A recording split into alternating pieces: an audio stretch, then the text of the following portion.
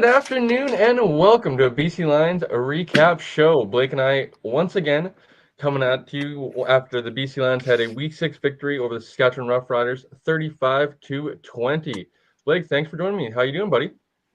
Yeah, I'm good, Cole. It was a good game yesterday. It wasn't a great game, but I'm sure you and I will get into that a bit. I think that's the They've won best five in a part. row now.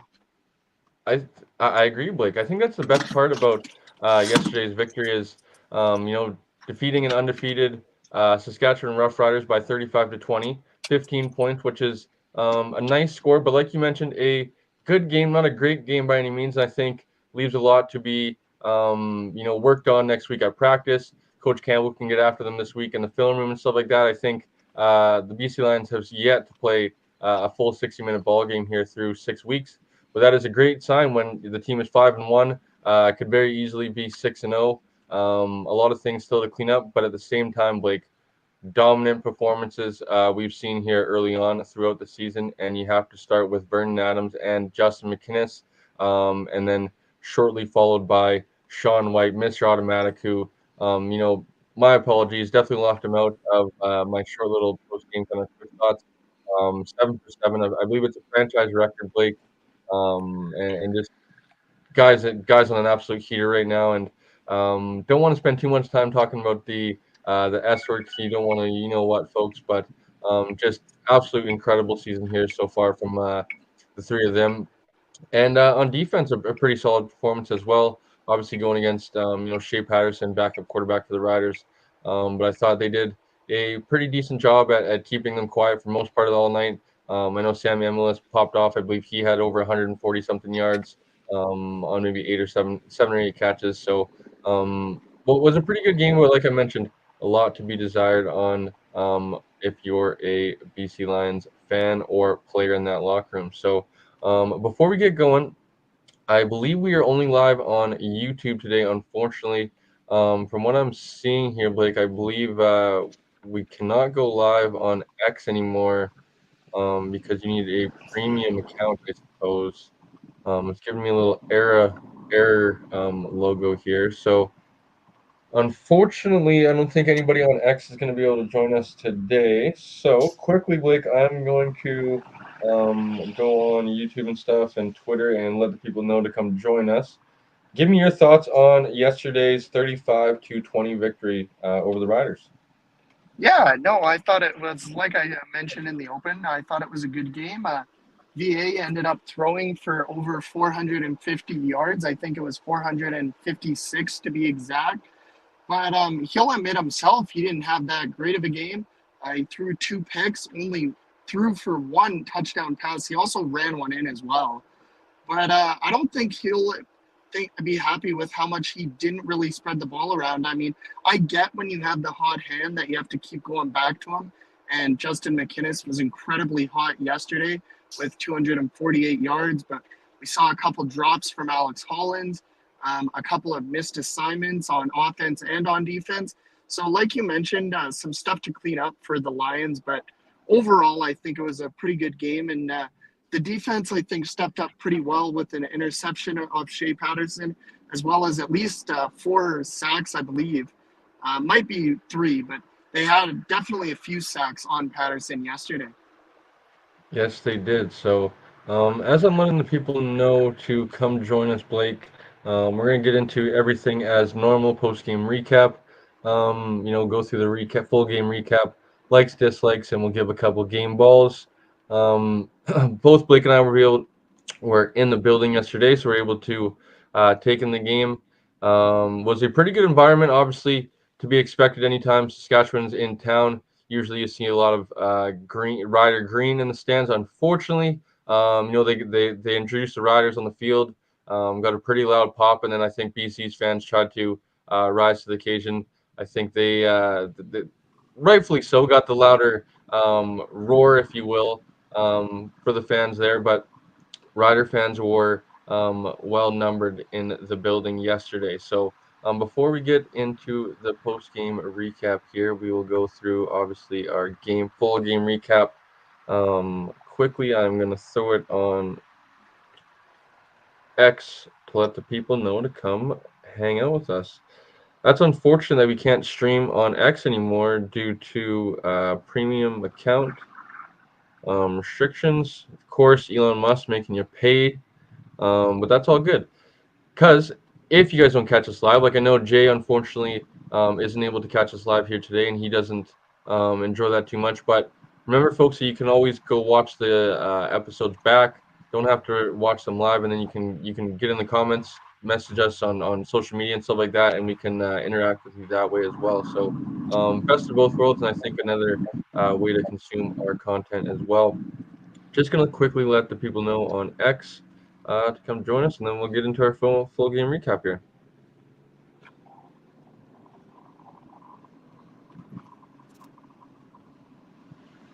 All right, Blake. Well, let's get into it, buddy. So, like you mentioned, the BC Lions. I was actually kind of interested. I know you didn't get to the game until after the first quarter, but the Lions won the toss and actually elected to receive. I know more often than not, a lot of teams like to defer to the second half, kick off, and then get that opportunity to go for 2 for 1 going into halftime and then getting the ball in the second half. That being said, the Lions knew what they were doing, obviously, because their offense has been hot as of late, and they take the ball first, and I want to say it was on the second play of the game. I believe the first play of the game was a run to William Stanback, who didn't have the greatest afternoon. Blake, I don't know if you saw his final stat lines, but he was, I know, number 1 in the league in rushing, but he dropped down to number 3 after this week. He had 12 carries on the day for a total of but 14 yards, unfortunately. But that being said, the Lions had a effective pass game, and William Stanback was able to chip in a few ways, as well as do his part in pass protecting when he's called upon to stay in and block for Vernon Adams as well. I know Vernon Adams got sacked a little bit, but I thought for 42 pass attempts, he was protected fairly well, all things considered. So let's get into the first drive, like I mentioned, and getting back to what you were talking about, Blake, about feeding the hot hand in Justin McInnis, Alex Hollins. Even though I thought it was a crazy stat, Blake, when I looked over the game notes afterwards. Obviously Justin McInnis had 14 targets, caught all 14 of his targets. Alex Hollins also had 14 targets as well, only caught 5 of them. So I believe 2 out of the 6 games this year we've seen double digits amount of targets head Alex Hollins' way, and him come up with or him not catch at least half of them. I believe it was it the Edmonton game or maybe the Calgary game, one of the home games that he struggled with not coming down with the ball as well. And he obviously had, I believe, 5 catches for 83 yards, but like I mentioned, 14 targets. Would have liked to see them maybe 7 of the 14 targets go somewhere else after he's struggling. If I was able to ask Vernon Adams a question, I was going to ask him, maybe his confidence level in his unwavering confidence level in Alex Hollins, and obviously fans can be quick to criticize and kind of want Vernon Adams to make other decisions, but ultimately Alex Hollins does make a few big plays in the fourth quarter, which we'll talk about. One of which was a big play, and then another one a first down, which he got injured on. But Eberhardt makes a incredible 55-yard play on the first drive of the game for BC, and then doesn't see a reception after that. So, like you mentioned, feeding the hot hand in Justin McInnis, rightfully so. But I think too many of those targets going to Alex Hollins, and would have liked to see Eberhardt featured a little bit more. After his 55-yard catch, he did not receive another target all game long. So, one catch, 55 yards for Eberhardt, not a bad stat line, but I think could have been better given more opportunity. And early on, Saskatchewan was bringing some pressure Vernon Adams' way a little bit, or I would say half the time was credited to Saskatchewan bringing more guys than BC could block up. And that being said, Vernon Adams early on was doing a good job of taking care of the football. Unfortunately, later in the game, he would start to force things and turn the football over a little bit more than we're accustomed to seeing. But the Lions ended up marching their first drive after that 55-yard Eberhardt catch and getting within Sean White field goal range for his first of 7, yes, 7 field goals, folks, on the night. and the Lions take a early 3-0 lead in the first quarter. And after that, we had the first possession for the Saskatchewan Roughriders, which featured a first down run by AJ Ouellette, who was met in the backfield by Patrice Rene, who's had himself quite the season. Was another question I was hoping to ask Coach Campbell if I had the time as well, of kind of what he thought of his season so far through 6 games. I thought he's been, almost every game this year.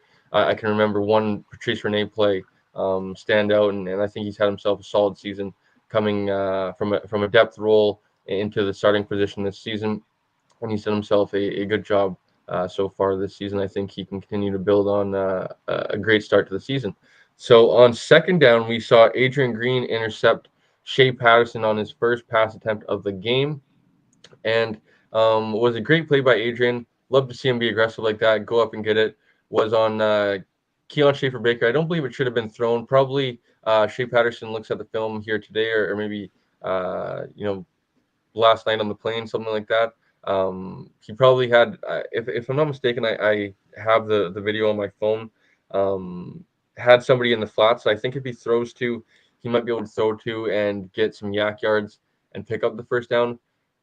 Nonetheless, he ends up throwing the ball down the middle. I don't believe he ever saw or felt Adrian Green right down the pipe, and Adrian's able to go make the play and intercept the ball for his first interception. Obviously, friend of the show, had Adrian on in week number 1, and go check that out if you guys didn't. I believe that's around maybe the 45 or so minute mark. Had Adrian on for about 15, 20 minutes. Had a good chat with him going into the season. I know he was really excited for this season as a full-time starter. So super excited for him to get an interception. And BC is unable to capitalize on the interception, unfortunately, going 2-0 the following possession. Saskatchewan ends up taking over the ball, and they aren't able to do anything and end up getting backed up on a time count violation on a second down, pushing them back into, I believe it was a second and manageable, pushing them into second and 10 or 11, if I'm not mistaken. Uh, and then on the second down and 10 play, Seontae Evans was on had a pass break up to force a punt for Saskatchewan, giving BC the ball once again. And that was when BC was able to capitalize on the third down and 1 play call that I really enjoyed from Jordan Maximic sending in. Second down play, not too sure if this was designed or not. I actually enjoyed that young Judd. I know diehard BC Lions fan kind of picked this up on Twitter when I was scrolling last night on the way home. Of VA on that second and 1 play was and the third and 1 play that I'm talking about on the specific trick play to McInnes was kind of signaling like he had some issues in his helmet, like he couldn't get the play. Throughout the game, I didn't see that happen other than these specific plays. So I'm kind of leaning with no concrete proof, leaning into maybe this was somewhat scripted or somewhat um, you know choreographed by the Lions and Vernon Adams. Second down, he's kind of mimicking that he can't hear the play. He goes in there. He does the quarterback sneak instead of David Mackey, who's actually in the formation. He was in the huddle.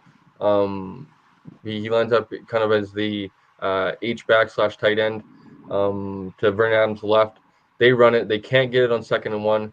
They are put in a third and 1 position. He has the same sort of situation happen on third down as well, where he kind of mimics the sideline once again. Can't get the signal into his helmet.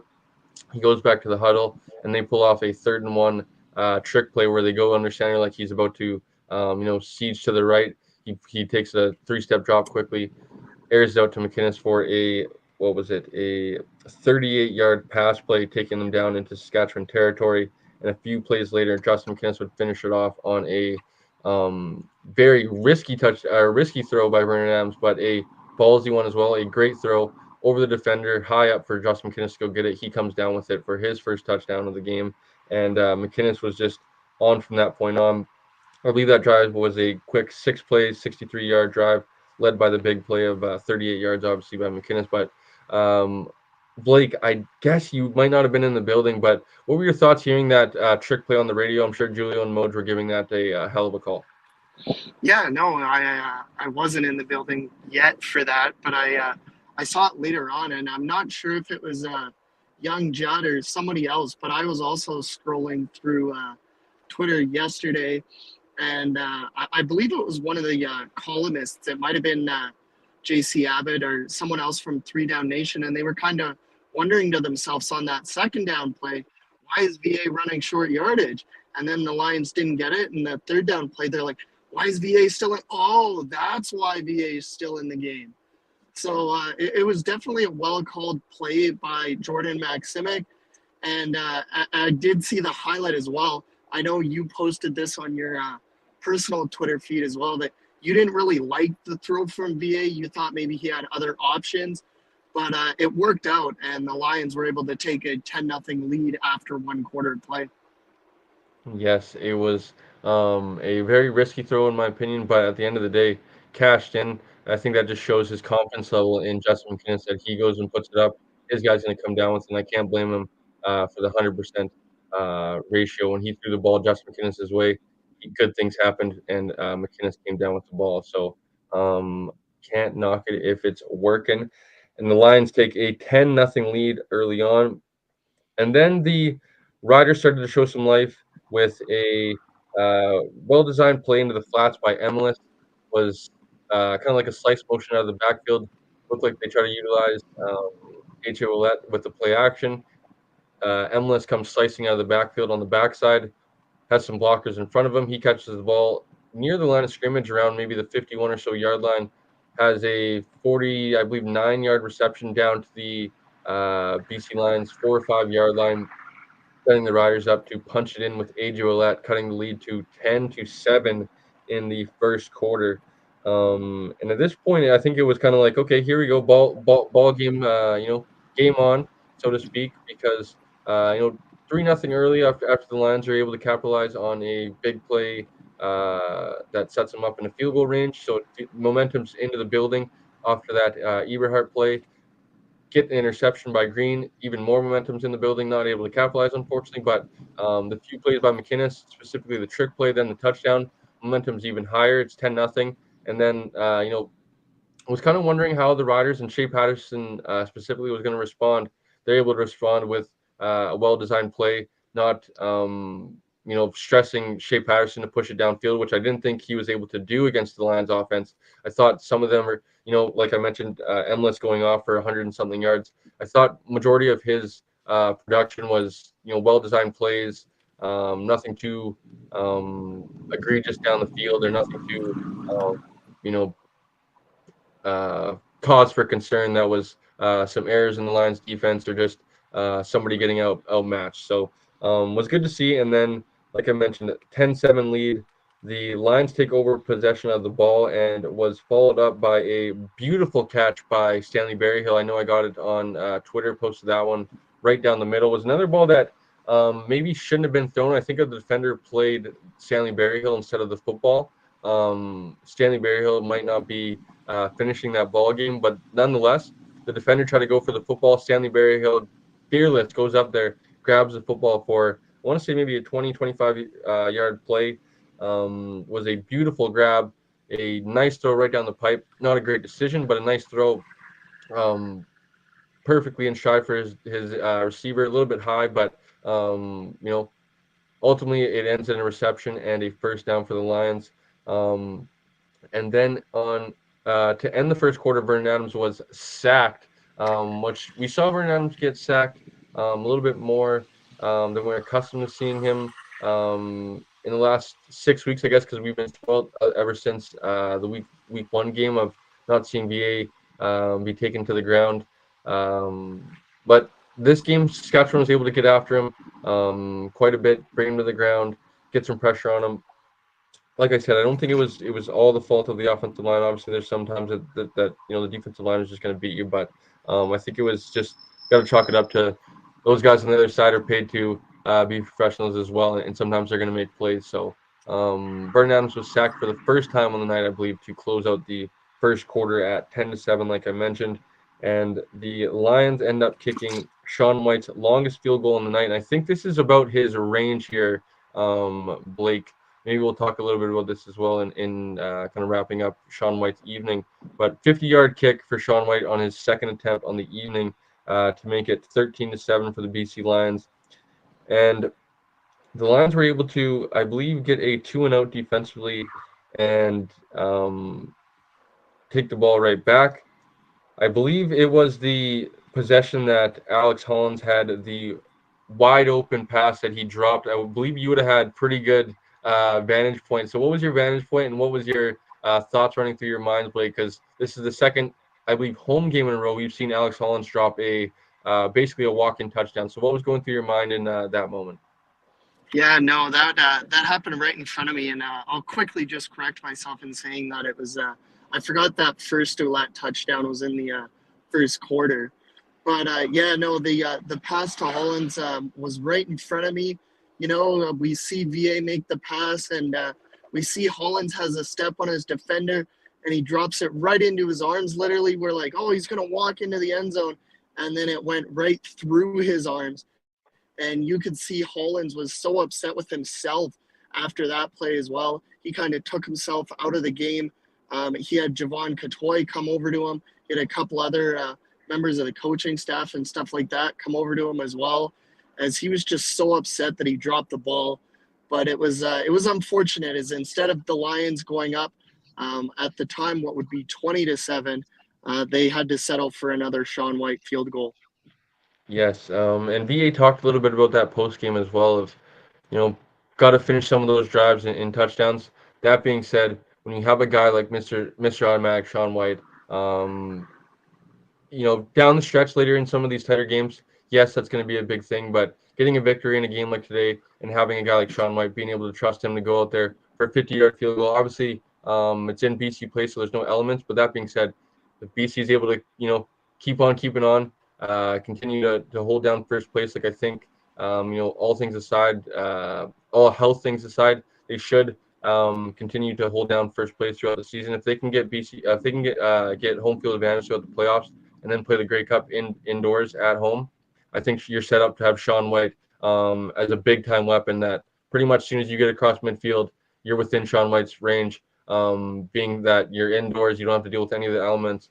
And I think he had a little bit more juice on that ball. I know it just trickled over the goalpost, but I think he could have made maybe a 53, 55-yard field goal if necessary, and maybe a big moment where we're in a big playoff game. He needs to be trotted out there because we're down 1 or 2 points. And I trust Sean White with the world. So good to see Sean White make it from 50 yards. I know his range has kind of never been his strength.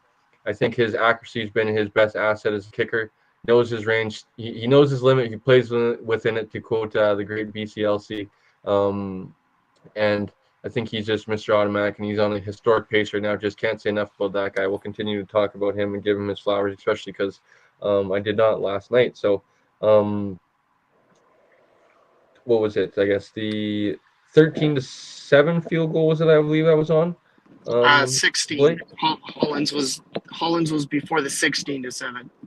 Right. Hollins, the Hollins drop pass, and then Sean White made the 16-7 field goal, his third field goal of the afternoon.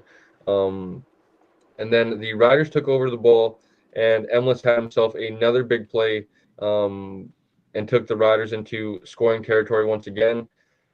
I questioned up in the press box the second down and goal call to, I believe it was a quarterback draw, if I'm not mistaken, why they didn't give another crack to AJ Ouellette. I believe who had a crack on first down, they gave him a rushing attempt. On second and 5 or 6, they elected to go with a quarterback draw, or at least that was what Shea Patterson had his intentions, because he took the one step back. His receivers, kind of ran like it was a passing play, and I believe it looked like a quarterback draw all the way, and wasn't able to get in. I believe Bola Kumbo was able to come in on the tackle and gobble him up in the open field, take him down.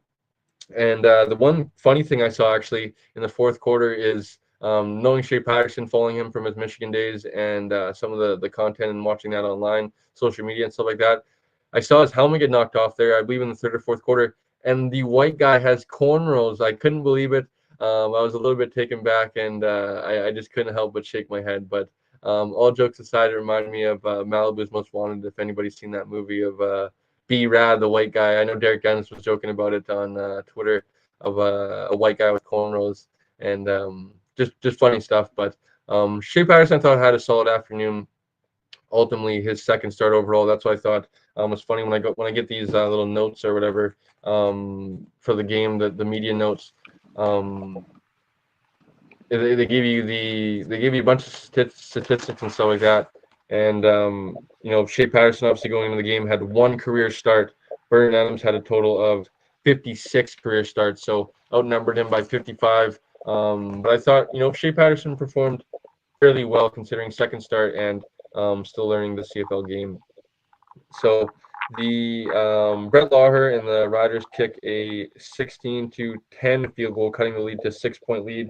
BC went 2-0 right away, and then the Lions defense started to make a few plays, forcing a punt, and was the second down play that forced the punt was on the shoulders of Manny Orgumba, who continues to make plays, continues to shine in that boundary half roll. I'm curious to see what's going to happen now when TJ comes back.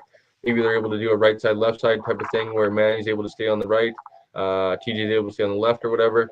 Or maybe they go to TJ back in the boundary, or maybe TJ transitions to more of a field half type of thing. He's able to stay there as he kind of ages in his career.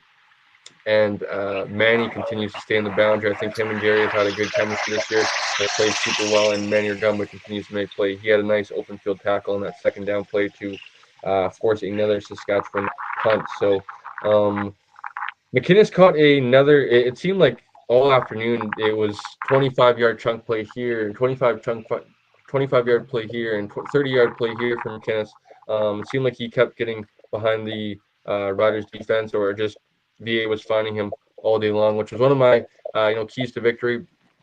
And I think all three of them somewhat came true, although VA did throw two interceptions.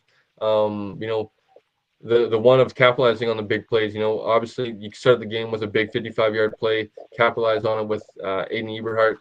Although Alex Hollins dropped, another touchdown that we'll talk about later in the game, he did come up with a big play, 47-yard catch later in the game as well.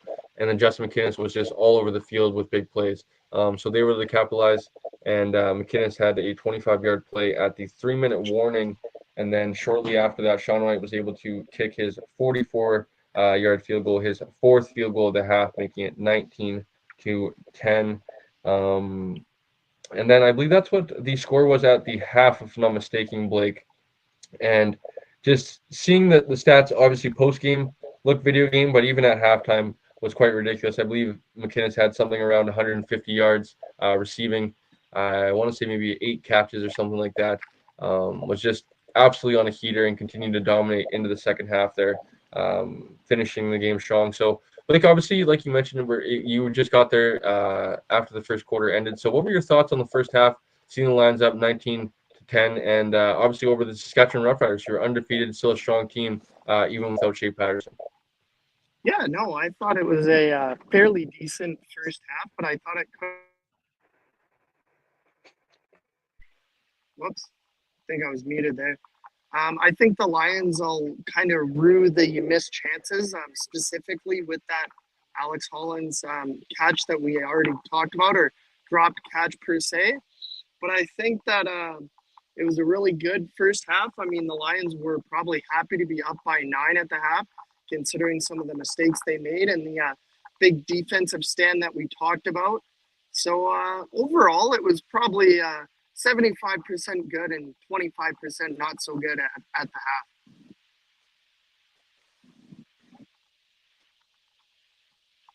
I think you're muted, Cole. My man, I agree. I think that would be a good percentage to put it at 75 good, 25% bad. A few things to correct, like I mentioned, but can't complain with the half that the offense was putting up, even though I think they could have had a few more points put up on the board as well. If they could have executed a little better inside of the scoring zone. So start the third quarter, Patrice Rene once again made a impact play on the opening kickoff of the second half, flying downfield. I don't know if you actually if that was on your side of the field or not, but flying downfield, blowing up the returner for a tone-setting play to start the third quarter. And unfortunately, didn't last too long because AJ Ouellette was able to rumble inside BC territory on a 27-yard run downfield. AJ, I know I mentioned in the three keys as well. Slowing him down was something that I was hoping to do. Wasn't able to keep him out of the end zone. I believe got in there twice, but I thought when it mattered was able to slow him down, contain him a few times. Although they did go away from him at times around the goal line, which I thought he could have had more opportunities to score and be a weapon for his team. I think maybe it's not a credit to the skill of AJ Ouellette, but more of the usage and how they're using him there in Saskatchewan so far this season. So AJ rumbles down into BC territory on a 27-yard run. The Riders receiver had a touchdown actually on a first down play, if I'm not mistaken. And it was actually with our boy Christophe Boyu in coverage on one of the plays we sprinkled into the game. And if the Riders receiver was able to track the ball, it would have been a touchdown for sure. He wasn't able to track the ball, and I believe it almost hit I his believe it was it hit his shoulder pads, if I'm not mistaken. yeah, no, it was that also happened right in front of me, and I believe it was Sean Bain Jr.'s. Shea Patterson didn't do it very often yesterday, but that was the one time where he kind of went downfield and it Bain kind of looked to his left and it hit his right shoulder pad, and much similar to Alex Hollins, he kind of after it hit him in the shoulder pads, he just slumped down and he was like, "I can't believe I missed that because it would have been an easy touchdown." Easy touchdown, and would have been a big momentum starter for the half for the Riders. And unfortunately, they aren't able to take advantage of that for Saskatchewan. And then they miss a 47-yard field goal by Brett Lothard, who misses a field goal. Obviously, in the CFL, the big thing about if you kick a field goal, a long field goal like that, the return that could bite you in the behind if you're not able to make it. Terry Williams has a 56-yard return on a 47-yard field goal, so basically gets the ball right where BC is able to take over possession, which was super cool and super good to see Terry be chipping in like that with a nice return, field goal return miss. So after that, I believe BC didn't really capitalize on much the next possession. And then Joshua Archibald, who we need to talk about for sure, who leads the CFL in sacks right now. I know CFL sacks are down league wide right now.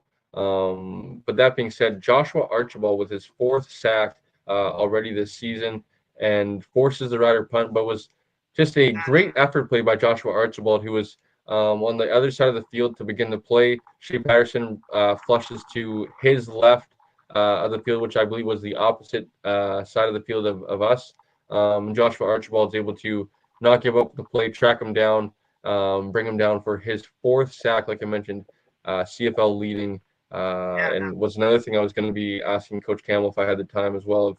Of how impressive you've been with Joshua Archibald playing in a depth role, not being a starter, and leading the CFL in sacks at 4. And will we see him maybe be given more opportunity given how much success he has? So, like, how kind of nice has it been seeing, sacks have been down league wide, so I think it's not as much of a panic as maybe most people think of, oh, we had Matthew Betts last year and David Menard, and they had so much success, and now I feel like we haven't had that as much success, me being one of them. And now it's like, well, we have a guy like Josh Archibald who's leading the CFL in sacks.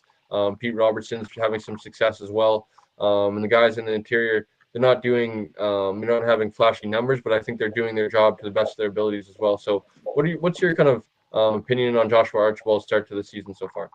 Yeah, I think he's had a really good start. I'm not going to lie to you, Cole. I was in the airport this morning when I was scrolling, and it was our boy, Nick Kowalski. He had put a tweet during the game that he's like something along the lines of Josh Archibald is nasty or something like that. And then he replied to his own tweet this morning, and he's like, I need to correct myself. CFL sack leader, Josh Archibald. And I was like, wow, I did not know that Josh Archibald was the CFL sack leader. I would agree with you that it is a little bit worrisome that the Lions haven't gotten as many sacks. But as you mentioned, sacks are down around the league as well. I believe it might be the Riders actually that lead the CFL in team sacks right now, and they only have like 14 or 15 through 5 games. So if you kind of do the math on that, that's like 3 sacks a game, which isn't the greatest number. So to have someone like Josh Archibald, Pete Robertson, a guy like Christian Covington, who I believe still only has 1 sack on the year, you got to think eventually numbers like that are going to turn around and Covington is going to get even better. So I wouldn't be too worried. Is it worrisome that it hasn't translated yet? Yes, it is. But you also have to remember that we're only a quarter of the way through the season. We've played 6 games so far, 18 in total. So even I can do that quick math. There's still 2 quarters of a season, or 2/3, if you will, of a season left. 2/3. I just heard that this morning that, we're 1/3 of the way through with 6 games being played, 6, 12, 18. Can't believe it because it's flown by Yeah, so fast already. 6 weeks, a month and a half we've already done in the season, a month and a half of regular season shows. Obviously, we've been grinding much longer than that, going back to free agency, going back to even last year and the end of last year.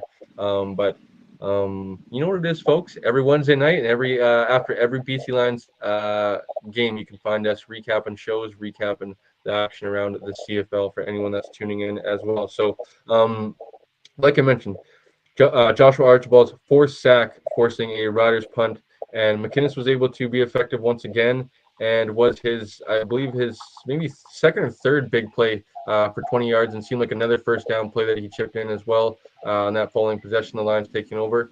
And then on his next pass catch of the game, he actually was the first time he left the game with cramps. He said that after the game, you know, nothing to worry about, nothing long term. Should be all yeah. When good you once make he 14 hydrates. catches, I'd be cramping too. Well, yeah, and it was speaking from experience, walking around downtown Vancouver. It was a pretty warm afternoon Yeah, it was in hot in Vancouver, BC Place. and it was very hot in BC Place. Sitting up in the press box, I was starting to sweat at times, so I could imagine those guys running around the field, and the topper. They're in black uniforms at home. Playing for the Raiders. I know how that that is, playing in the black That's uniforms, just black the pants, worst black. when you're in black and it's like 30 degrees outside. It's tough. It looks mean. It looks tough. It looks good. Black on black is obviously a big sport. Uni combination.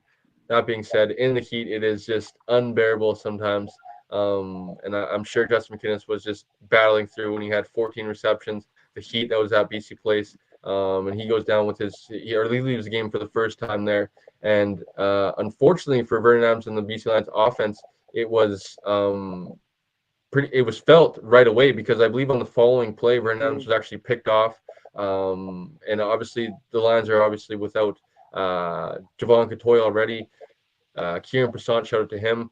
Damn, and I forgot to shout out Man, it's the Kieran first Passant. career catch. I forgot to shout out Kieran Passant with his first career catch in the first half. No, So I will no, take the you time. did it on purpose because he's a West Shore guy.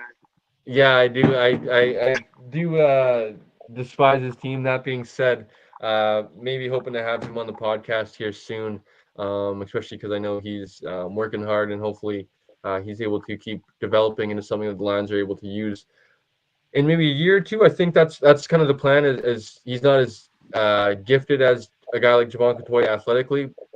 That being said, a junior guy who put up production like he did, I think they've seen something that they can develop this kid into something down the road, and hopefully he can be a contributor in a few years, especially on special teams. I think they're thinking of him more like that field receiver slash maybe fifth or sixth receiver that can play some special teams for you, be a Canadian ratio type kid. And I think he's well on track to do that, especially with some of the receivers that he's learning from in that receiving core, and with obviously number 4 coming back very, very soon. Another veteran to look up to, and I, we'll I have have some around news all on that, offseason to but learn from and I'll stuff. share it after the recap. Yes, we will. We will get into the return of a few guys here to end the show as well, Blake. But the like I mentioned, McInnes leaves the game for the first time, and the repercussions were felt right away. Uh, Probably a ball that not a probably, Vernon said post game that he wanted the 2 throws back. Shouldn't have thrown them. His first interception on the afternoon, and gave the Riders a ton of life. They were able to take advantage, I believe, and uh, kick a field goal. But Emilus actually had a shot at a touchdown. I believe it was in the same end zone as you, but Adrian Green and Patrice Rene were in coverage and were able to break up the pass play. Might have been a tad underthrown or late by Shea Patterson because the ball was hanging up there. That being said, Patrice Rene was able to put up his hand last second with Adrian Green coming in to pop him and kind of make sure that even if he had the catch, it was going to be a difficult one for him to maintain possession to the ground, and the ball was able to hit the ground, and the Riders kicked a field goal. Was another big play by the defense, making it 19-3 with 4 minutes left in the third quarter. And then Sean White's the next BC Lions drive was capped off by the fifth field goal by Sean White in the evening, a 32-yard field goal this time, and the Riders took over possession. And right away, we were able to march into BC territory thanks to a 49-yard pass and run to Keon Schaefer-Baker. I thought needs to be uh, utilized a little bit more in that offense. Would like to see him get some more targets his way, but I know he's been battling back through injury, and maybe he's not uh, entirely 100%. So who knows what's going on in that department? But if you have a guy like a Joe who's had a pretty good start to his rookie season in the wings on the bench there, why not maybe sprinkle him in for KSB if he's not totally 100%? So I think if he's out there, why not utilize him, throw him a little bit more balls because he had a big play there in the third quarter to, I believe, end the third quarter. Yeah, And then Bo Lacumbo, when the BC defense was in backed up against their own goal line, had a big sack on Shea Patterson, taking him down to give the Lions defense a little bit of momentum. And then I believe it was that two was the. plays later that they Sorry, stuffed him on the goal line. I don't mean to cut you off, Cole, but that after the Bola Combo sack was the play you were mentioning where we saw that Patterson had cornrows as on the final play of the third quarter. He kind of scrambled around, went tried to get into the end zone, and then was stuffed at the 1 yard line, I believe it was. That made it at the time 2nd and 1, I believe, and then the Riders had to travel 100 yards down the field and start the fourth quarter. Yes. So, and then they get, I believe, stuffed on two attempts in a row. They did, yeah. And the BC defense, what a stand! I believe we've seen them do this last year as well with another nice goal line stand. They're able to capitalize once again, backed up against their own goal line with the goal post right there. Make a goal line stand, hold Shea Patterson out of the end zone. I thought was a questionable decision. I know that's the go-to, call when you're in the CFL and you have a short yardage quarterback. Yeah, but you also And have AJ Olette in your backfield. who, yeah, so why not utilize them? You kind of, I feel like the addition of him, it made it seem like you brought in an all, and this is taking nothing against AJ Ouellette, but it made it seem like you guys brought in almost like Andrew Harris. So why not use him as such? I feel like you guys haven't so far this season. I think AJ Ouellette's a very respectable back, a very good back, but personally, he's not my number one back in the CFL. I think he'd maybe be, third or fourth, which is a good back. I think he's 1,000-yard back all day long. I just don't think all the hype that was kind of coming into the season was, maybe legit or rightfully given due to the fact that he would had his first 1,000-yard season last year and didn't really have much production other than that. So I think 1,000-yard back, a good back, but not a guy that is a great back, if you will. And why not give him the ball? Because I think that's where he's a great back, is around some of those short yardage positions. He's able to use his power, use his strength to fall forward for probably more than Shea Patterson in that situation. So Well, curious to see what kind of went into that. What's we're up, gonna there? talk about. No, I was just gonna say that we're gonna talk about what makes him such a great back in the inside the 10 yard line. Is I'll let you go over what happened, but there was some sort of turnover after that stuff on third down. Yeah, so backed up against their own goal line on first down, they actually decide to pass, which I know some fans on social media were criticizing as well, wondering, maybe go with a run and not having much success all night, backed up against your own goal line. Maybe you won't want to risk the idea of a safety, possibly running in gun. But that being said, you know, obviously hindsight's 2020. Maybe you would like to see them sprinkle in a run just to try to back off Saskatchewan on second down there. They're the Saskatchewan defense knows you're passing all day, can kind of jump routes, if you will, and be aggressive that they know around, maybe that 7 or 8 yard line, 7 or 8 yard mark that, BC receivers are going to start to break. The Riders defender, although it was maybe a tad thrown inside and just shouldn't have been thrown altogether, intercepts the ball and gives the Riders possession right back, basically at the BC line's 10-yard line. And a few plays later, AJ Ouellette's able to punch it in for a touchdown, making it 22-20. And this is where I started to think, oh boy, things are going to start to get interesting because coming to the game, I know I was reading on some of the media guide notes that was given that we obviously talked about on the show Wednesday night. 15 of the 20 games coming into the season were decided in the final 3 minutes.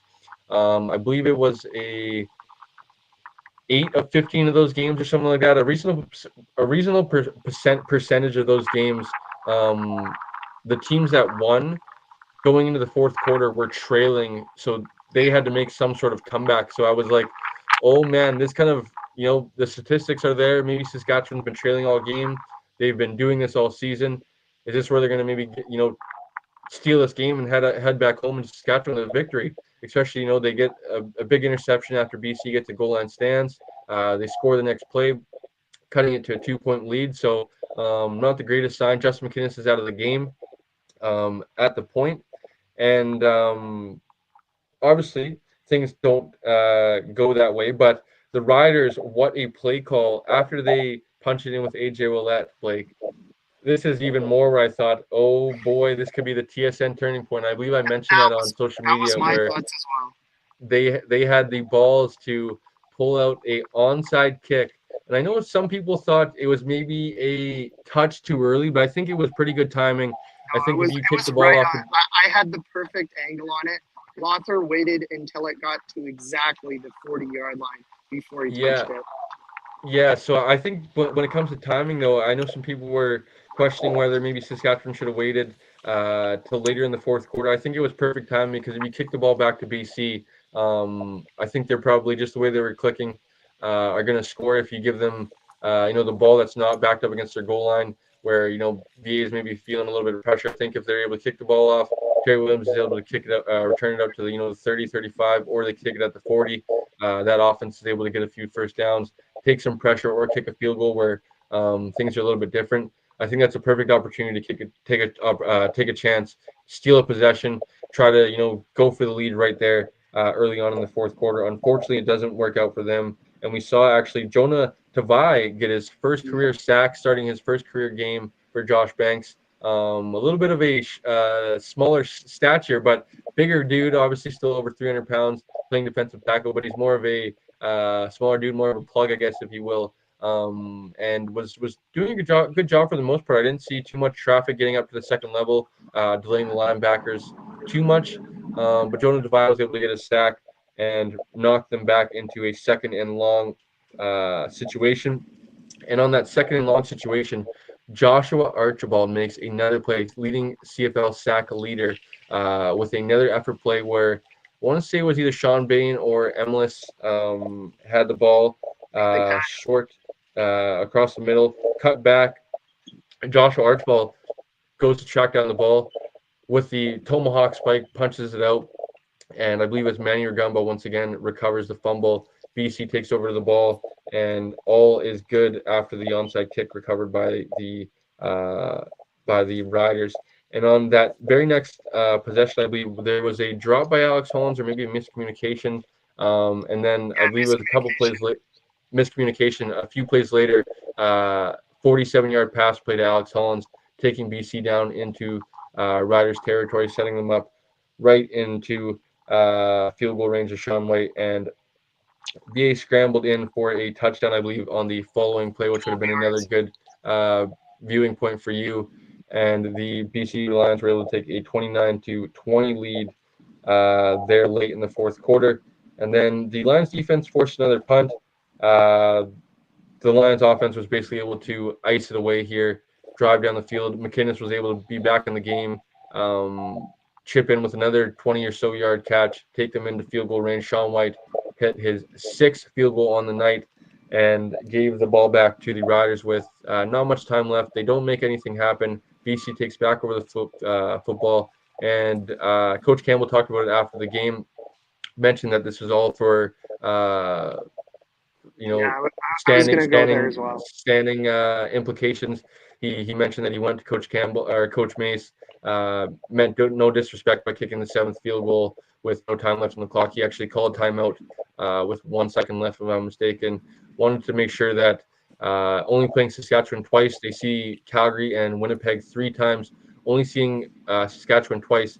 If the Riders were to win the next game, say by 12 points at the time, or say by 13, excuse me, they would hold the advantage or the tiebreaker over BC.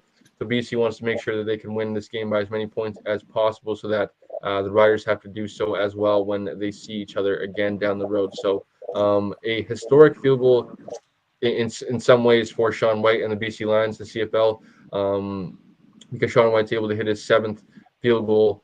I believe is it his 41st or something like that. 38, 38. 38th in a row. And we'll kind of leave it at that, other than talking about the streak. We'll talk about Sean White all day long. Is able to finalize things 35-20. The BC Lions take it. So, Blake, let's get into our likes and dislikes here quickly, and then give a couple of game balls, and we can get out of here. You can enjoy a nice tailgate. So, not too many dislikes here for me, other than maybe executing a little bit better inside scoring territory, and then a few missed opportunities with Alex Hollins, which obviously we've already talked about already. But Blake, is there any other dislikes from you? I couldn't think of too many defensively, other than maybe would like to see them slow down AJ Willett a little bit. That being said, they were playing a little bit shorthanded up front. I thought they did a pretty good job, considering they only had 3 defensive tackles, not much rotation going on in there, and Christian Covington was banged up already. So, is there any dislikes that come to mind for you, other than maybe those a few of those? No, just the ones you already talked about. I think the Lions will admit it themselves. They need to turn more of those field goal drives into touchdowns. They're not going to be too happy with that. 7 field goals on the day. Well, it's great for your kicker. It's not so great for the rest of your offense, because it means that you're not putting majors on the board. And no disrespect to the Riders, because I think they're a top tier team in the CFL this year. But if they had Trevor Harris in that game instead of Shea Patterson making his second career start, I think it's a lot closer football game than what it turned out to be. So I think the Lions need to turn more of those field goals into majors. And as we already talked about a few times today, that Alex Hollins, he knows it. He'll admit it. He needs to be better. 5 catches on 14 targets, plain and simply isn't good enough. We saw another Lions receiver who had numbers similar to that for 2-3 weeks in a row in Travis Fulgham, and he's of course no longer with the team. So Alex Hollins knows he needs to be better, but on the defensive side of the ball, for the most part, I really liked what I saw. Other than, as you said, maybe keying on 2 particular players for the Riders, Sam Emelis, the receiver, and then of course AJ Ouellette out of the backfield. Yeah. What was I going to think about too? I almost lost my train of thought. Alex Hollins. It's funny because I feel the same way as you. He needs to be better, and he knows that as well. It's funny because he needs to be better, and we're saying that to the second leading receiver in the I know. CFL. He's having himself a hell of a season. So nitpicking, I guess, if you want to call it that, is rightfully so, because Alex Hollins is having himself a hell of a season and doesn't have to answer to Blake and I. But that being said, just a few things I think we disliked and can be better. And the Lions know that as well, like we mentioned. And this game could have been a 50 burger, I think, if a few of those passes are caught, and some of these drives are 7 points instead of 3 points. So, and those guys, as critical, and that was another thing I was going to ask Justin McInnes, expectations coming into the season. Obviously, they were high for the Lions offense and for him, but nobody has higher expectations than those guys in the room and for themselves. They're the professional athletes. Those guys are driven and want the best for themselves. So Alex Hollins is going to be thinking about that, and I'm sure that hopefully the guys are going to be ripping him in film when they see that and stuff like that at the drop. So those guys will be competitive about it and handle that the right way. So likes. Let's start off with Sean White, Mr. Automatic. He deserves his flowers.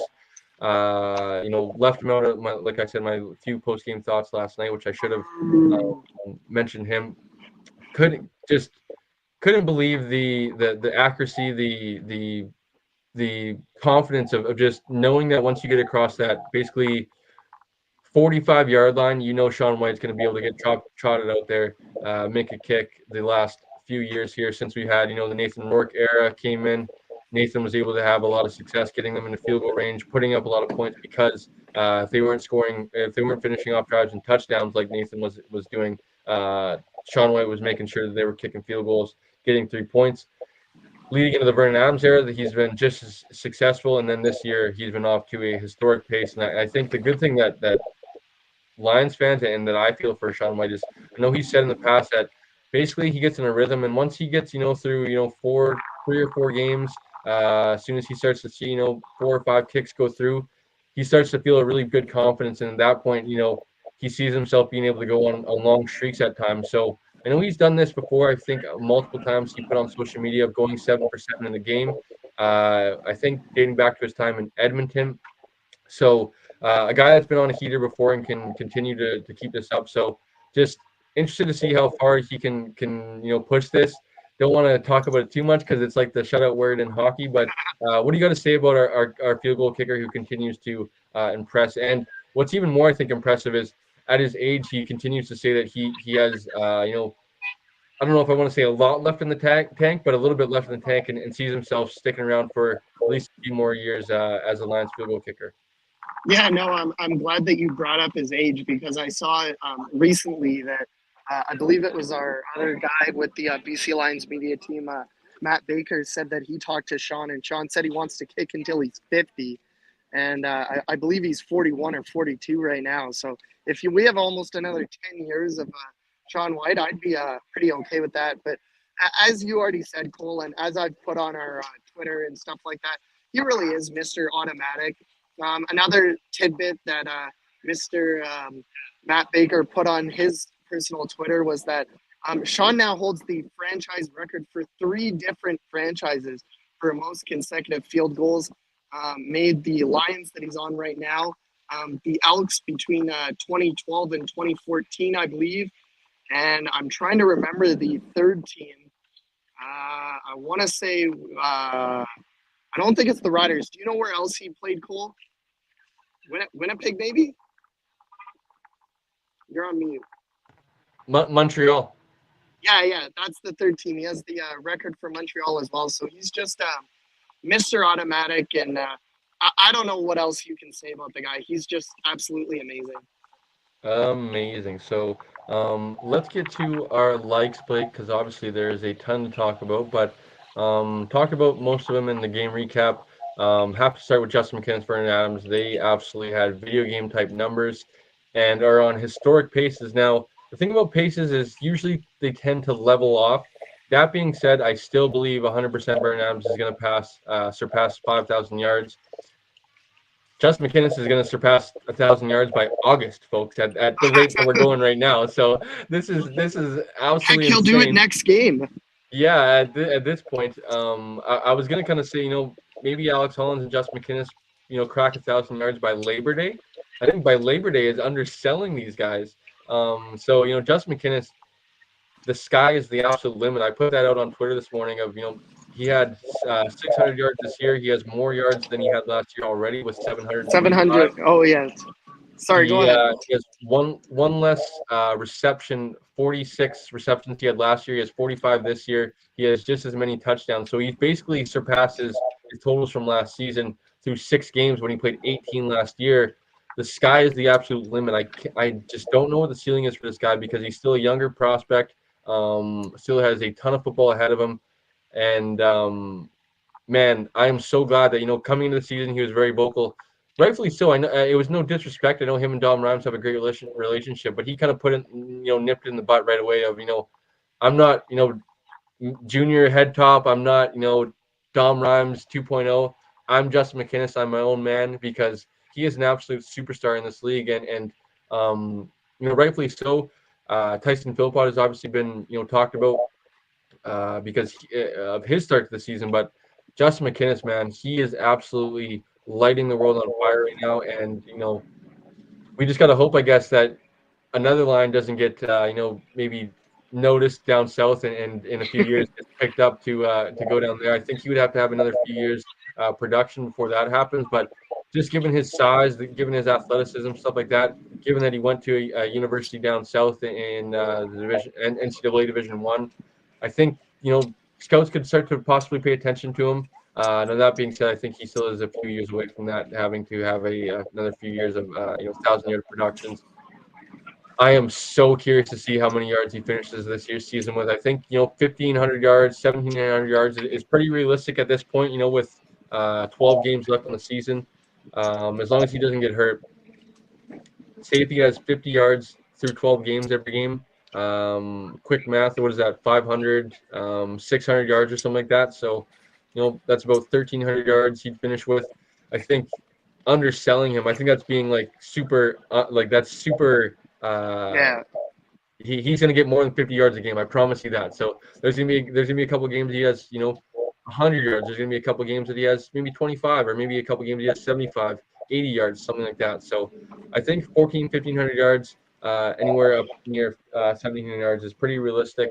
And I hope he can continue to lead the CFL in yards, him or Alex Hollins, as well as Tyson Phillips. But obviously for yourself, for your predictions, but as well as being Canadian, just loving seeing who's atop the leaderboards when you turn on or when you click onto the CFL website so far. A lot of BC Lions and a lot of Canadians. I believe 6 of the top 10 six. Yeah, that's receivers. exactly what I was gonna say. Christina Constable put that out this morning in the receiving category are Canadian. So an absolute revolutionary time for Canadian prospects, and is why you need to be following the Canadian Football Fanatics at a time like this, because we're trying to cover it like nobody in the country, all things Canadian football all the time. So likes got to start with VA and Justin McKinnon. Blake, is there anything that maybe you want to talk about more? They just continue to light the world on fire. No, but for my likes, I'm gonna go with the guy that we talked about. I'm actually gonna go with a couple of guys. Josh Archibald, who had the sack in the game, as we mentioned, he now leads the CFL with 4 sacks.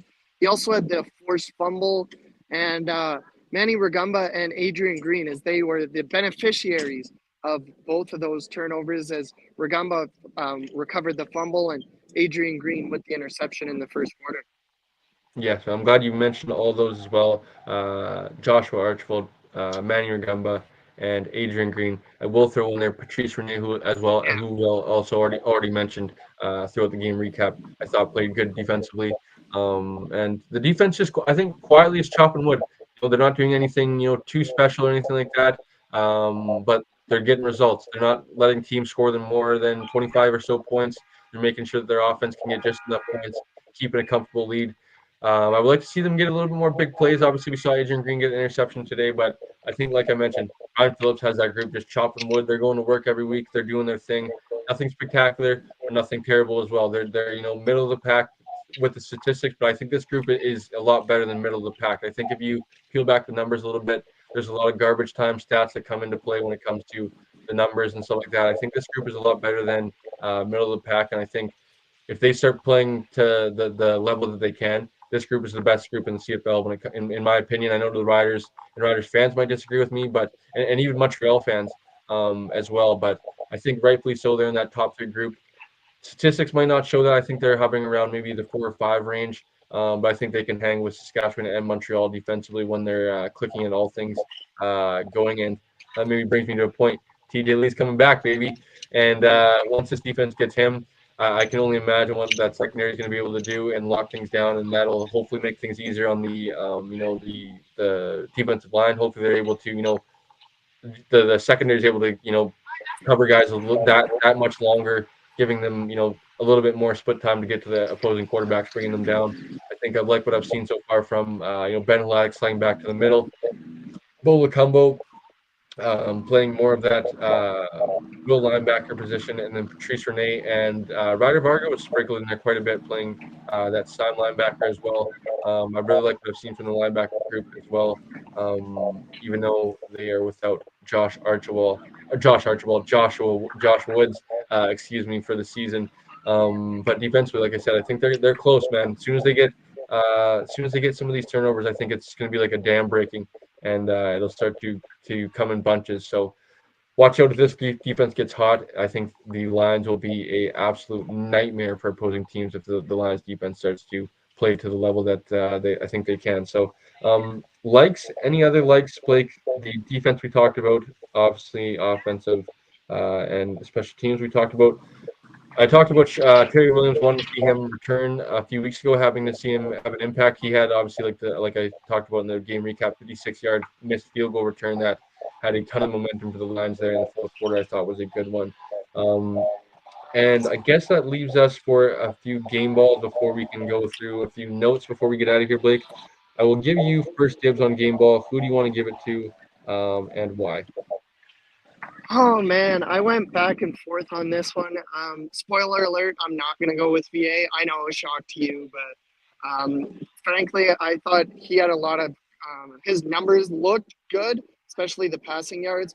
I don't think VA had a very good game, to be completely honest with you, Cole. So mine came between two guys, and I think you're probably gonna take the one that I don't take. So I am going to give my game ball to Justin McInnes. 14 catches on 14 targets, a perfect 100% for 248 yards and one touchdown on the afternoon. Yes, Blake, absolutely. I would love to give my game ball once again to Justin McInnes, but I will allow you, like I said, my lovely co-host to go first and select, I think, the slam dunk pick for a game ball versus Saskatchewan Roughriders. Although VA did put up monster numbers, 26 to 42, 451 yards, one touchdown passing, one touchdown rushing, and two interceptions. So, two touchdowns for two interceptions kind of cancels himself out. He mentioned post game he would like to see his completion percentage be a little bit better. I think team game, so VA is never going to blame Alex Hollins, but if Alex Hollins brings in Yeah. two or three more of those balls, it looks like a 30 for 42 type game, and it's a pretty good completion percentage considering. So I think VA had himself a pretty decent game. Would have liked to see him not have the interceptions, which we've already talked about, and I will give my game ball once again for two times in 3 weeks to Sean White, 7 for 7, I knew it. absolute Mr. Automatic. Cannot give him his flowers enough. Former Langley Ram junior product. Really grinded out a career for himself. Really had to, carve out a pretty unique path to the CFL, coming from the junior ranks, getting an opportunity with the Lions practice roster, not getting really a full opportunity because of a great kicker like Paul McCallum, who was in front of him, getting a full opportunity in Edmonton, really capitalizing on that, and he's made himself a hell of a career coming from junior football. I know he spent a little bit of time another college kicking some field goals as well in there, but just Sean White, what can you say? You can't say enough about that guy. He continues to just be a absolute just a goat of a kicker, absolute nails. Love to see Sean White continue have success in the BC Lions uniform and hope it's for a few more years at least. I would love to see him kick. I know he joked about 50. I don't think that's quite realistic, especially I know he's a married man, newly married man, Yeah. has a little bit of a side thing with the firefighting that he wants to get into post retirement, stuff like that. I think a realistic, 41 years of age. I think realistic is 45. Like that's I don't think that's crazy for Sean White. He's in still pretty good condition. I know he loves his Welch's and I believe it's is it Diet Coke or maybe it's a regular Coke. Coke, No, it might Coke, be yeah. Pepsi. No, I Might be think you're right. I think it is Pepsi. it might be Pepsi, or I don't know if it's diet or a regular Pepsi. But I know he likes his little, despite the Welch's and Pepsi, he's in decent shape for a 41-year-old kicker. I think can push the limits as far as, and that's not even really pushing limits. We've seen a ton of guys go into their mid 40s as kickers in all sorts of professional football. So I think he can do that easily, and pushing the limits would be to play to 50 or something like that. So just Sean White, big salute to you, my man. Keep doing your thing, and not going to say anything about the S word. Just keep on keeping on. And Flintoff, and is it? I don't remember. What's his name? Oh, the long snapper. Oh, Something Nelson. Kyle Nelson, maybe. Pie. Yeah. No, I think you're right. I think it is Kyle Nelson. Yeah, it's 47 Nelson because so if people don't know, actually Riley Pickett moved positions to fullback as of now.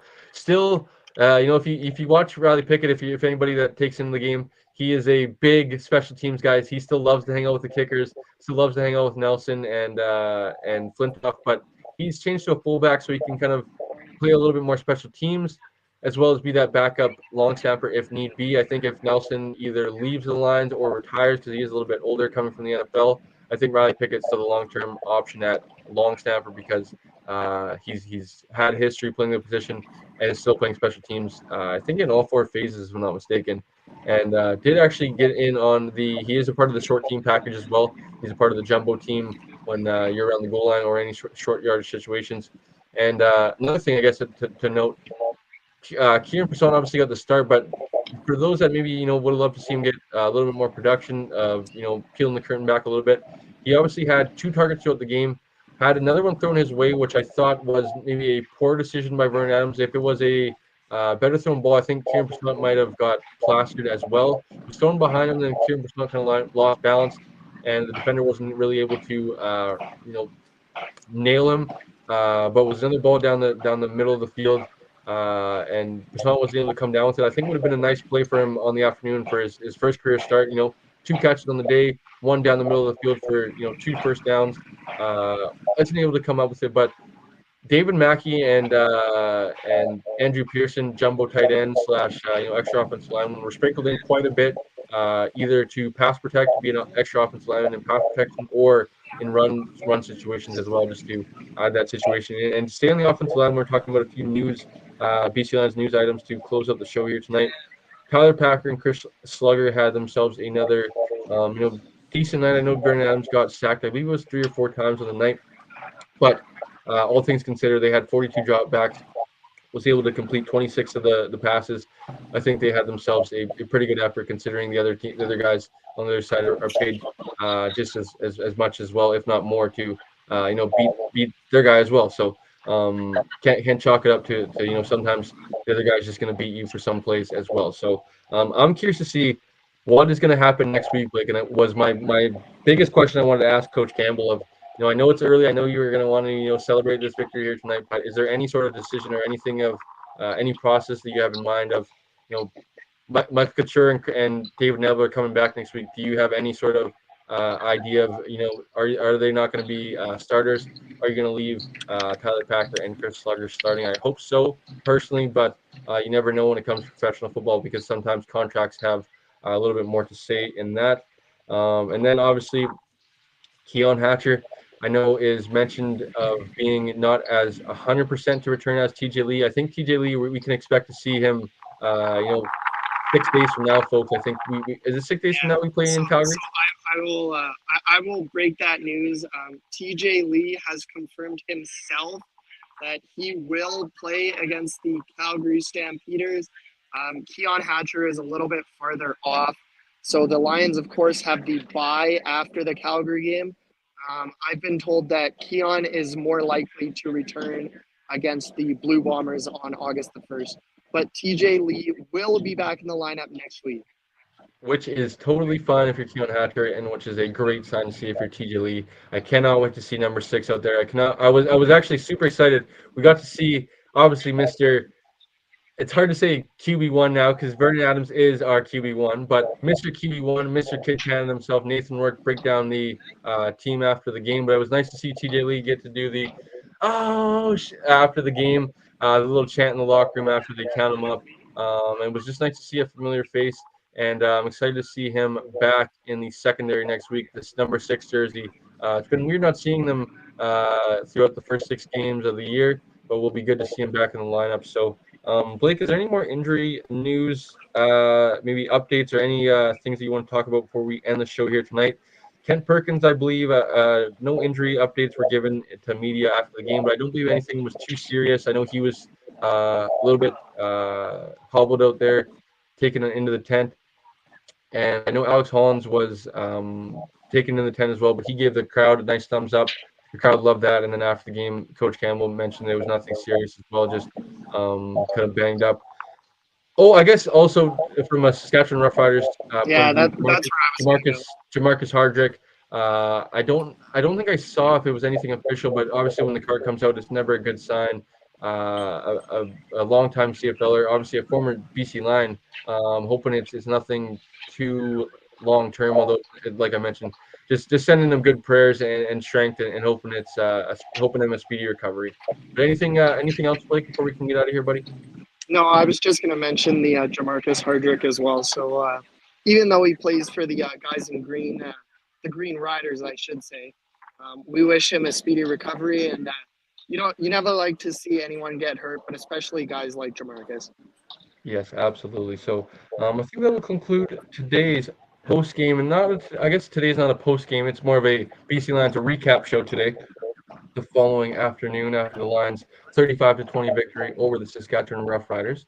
Unfortunately, like I mentioned before the show, people on X weren't able to take in the show, which is a bummer for live viewership. But that being said, for anybody that's taking in the show afterwards, remind anybody that's a Lions fan that they can consume the show afterwards by going to the channel, going to the live tab, and finding all of our live content there. That means the weekly shows every Wednesday night by Blake and I, and all of the post game or game recap shows by Blake and I as well. So head on over there and find our shows there. Lastly, all the support has been greatly appreciated. We surpassed 200 subscribers. I believe last show. Smash the like button. Yes, smash the like button and continue to subscribe. Hit the little notification bell. You guys will get notified every time we go live, and continue to rack up the followers on Instagram. I believe we're at 550. We're closing in on 600. I know. Shout out to Wizard Takes. It's been nice collabing with him. Was able to get in touch with him, let him know what I was seeing there through warm-ups, being able to get in the building early, not seeing a John Toy in warm-up gear. Let him know, hey, it might be a good idea to maybe make a graphic and get it ready for, Camp Croissant. Once I see him not participating in warm-ups, I'll let you know for sure. Toy obviously was in street clothes the entire time. Was able to put out a graphic letting everybody know Croissant was able to get his first start, have his first catch today. We were able to make that post as well. So shout out to Wizards Takes for the collaboration. Just stay tuned for all social media, folks. We are going to be as busy as ever as the CGFL season actually kicks off here next Saturday. Youth sports season will kick off in about a month and a half so time. And I know Blake's media career is hopefully going to start taking off here shortly as well. That's the plan here, folks. So stay tuned. Things are only going to get better here on the channel. Blake, why don't you let the people know for tuning in where they can find you on social media and stuff like that, your personal Twitter and all that good stuff. Yeah, my personal Twitter at Blake3653. Man, I've been hanging out with you too much. You almost made me mess it up. Don't blame that on me. I'm a veteran at it now. Blake3653, baby. I know it just like the back of my head. Yeah, no, my Twitter at Blake3653. My Instagram is a lot more simple, b.milton97. And of course, our Twitter page is at CF Fanatics. There's an underscore in there somewhere, but I believe it's at the beginning. So I believe it's at _CFF Fanatics. Yes, sir. So, like I mentioned, go follow Blake on all the social media platforms as well. Blake's going to try to kind of get his media pass as well. And I think, follow him and make sure you're kind of supporting him as well as he kind of gets into this journey. And we're going to maybe take a little bit of a step back from the posts on the Twitter page, and I think kind of maybe focus into our personal pages. With that being said, the Twitter page will be more of a kind of reminders and stuff like that, as well as reposting some of our personal thoughts throughout the game and stuff like that, and kind of why I went into tagging the Twitter account on every one of my Twitter posts from my personal account. Just gives people easy access into wanting to find the Twitter account through when I'm tweeting throughout the game. They're able to just click on the quick tag and find us CF Fanatics for any other news like that. So stay tuned for more from Blake and I throughout the week. It'll be a lot of fun throughout the season. And Blake, I will see you Wednesday as well as the rest of you. So I enjoyed today's post-game recap show. Have a good rest of the week, folks. Enjoy tonight's Ottawa Red Blacks versus Edmonton Elks, and we will see you guys Wednesday night for another Canadian Football Fanatics weekly show. Blake, enjoy Edmonton, buddy, and stay safe. Don't leave me for Wednesday. I won't. Have a good night, folks, and we'll see you guys later. Thanks for tuning in, guys.